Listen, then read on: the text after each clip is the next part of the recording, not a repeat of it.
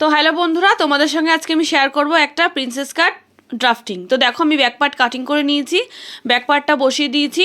যে এখানে আমি ফ্রন্ট পার্টটা কাটিং করব সেখানে দেখো আমি 1 ইঞ্চি বেশি করে নিয়েছি আর ওপর পার্টটা আমি ড্রয়িং করে নিচ্ছি। তারপরে দেখো ব্যাক পার্টের যে ডিপ নেক করেছি সেই ডিপটা আমি দাগ দিয়ে নিয়ে তারও 1/2 ইঞ্চি আগে করে নিলাম, সেটা হচ্ছে ফ্রন্ট নেকের জন্য। তারপরে আমি যখন কাটিং করব তোমাদের বুঝিয়ে দেবো এই 1/2 ইঞ্চিটা আমি কেন এক্সট্রা নিলাম। তারপরে দেখো সামনে যেটা ডিপ নিয়েছি তার থেকে একটুখানি বেশি নিয়ে আমি দাগ দিয়ে দিয়েছি যাতে একটু গলাটা ছড়ায়। সাধারণত আমরা এরকমই করে থাকি। তো দেখো তারপর কি করছি আমি এর শেপ দেবো। শেপ দেওয়ার জন্য দেখো যে লেন্থ নিয়েছি, লেন্থের অর্ধেক করেছি, অর্ধেকের থেকে আমি আরও 1 ইঞ্চি নিচে নেমেছি। 1 ইঞ্চি নিচে নেমে তারপরে দেখো তারপর 1/2 ইঞ্চি ওই অপোজিট সাইডে গিয়ে আমি নিচ থেকে একদম লেন্থ থেকে আমি মার্কা করে দিয়েছি। তারপরে আস্তে আস্তে স্লোপিং করে দেখো একদম কাঁধের সঙ্গে পুরো দাগ দিয়ে আমি মিলিয়ে দিয়েছি। আমার কিন্তু ফ্রন্ট নেকের যে শেপটা সেই শেপটা আমার ড্রয়িং হয়ে গেল। এবার আমি কি করব দেখো পয়েন্টের মার্কা করব। তো পয়েন্ট যা ছিল তাই নিয়েছি। এবার তারপরে যে ভেতরে যাব ওটা আমি পয়েন্টের 10 ভাগ করেছি।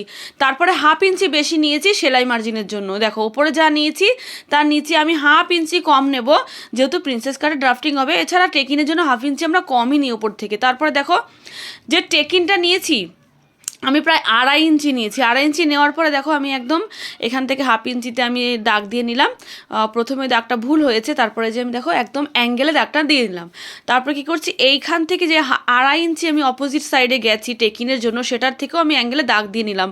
এইভাবে যদি আমি কাটিং করি এখানে কিন্তু একটা একদম কোণ তৈরি হবে। তো কোণটা না করার জন্য কি করছি, এপাশে যতটা টেকিন গেছে ঠিক সেই বরাবর দাগ দিয়ে নিয়েছি। তারপর আমি ওটার মিডিল করেছি, ওটারও আবার মিডিল করেছি।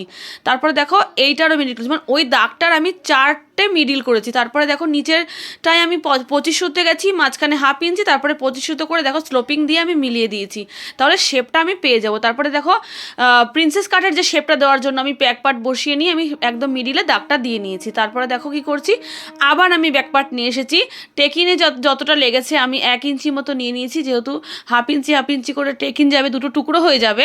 তারপরে দেখো নিচের পার্টে যেখানে আমি অ্যাঙ্গেলে দাগটা দিয়েছি ওখানে মিলিয়ে নিয়ে সাইডের মার্কাটা আমি করে নিচ্ছি। এখানে যে আমি 16 ইঞ্চি নিয়েছিলাম এখান থেকে কিন্তু দেখো একদম কমে গেল, যখন স্টিচিং হবে বোঝা যাবে। তারপরে দেখো ওই পাশ থেকে আমি 1/2 ইঞ্চি স্লোপিংয়ে গেলাম, যেখানে আমার তালপাটটা পেয়ে যাব। তারপরে দেখো এবার আমি এই পাশ থেকে 1/2 ইঞ্চি উঠেছি, যেহেতু ক্যামেরায় আসেনি।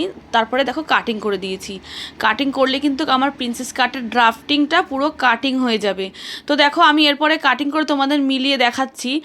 এটা কিন্তু সেলাইয়ের পরে গিয়ে পুরো শেপটা মিলবে, এছাড়া কিন্তু একদমই শেপ মিলবে না, সেলাই করেই মিলবে। ব্যাক পার্টটা আমি কাটিং করে দিলাম। তারপরে দেখো ফ্রন্ট পার্টটা রেখে আমি ব্যাক পার্টটার ওই যে 1/2 ইঞ্চি যেটা এক্সট্রা রেখেছিলাম কাটিং করলে তাল পার্ট কাটিং হয়ে গেলো। এবার আমি পয়েন্টের মার্কা করে দেখো মিলিয়ে দিচ্ছি।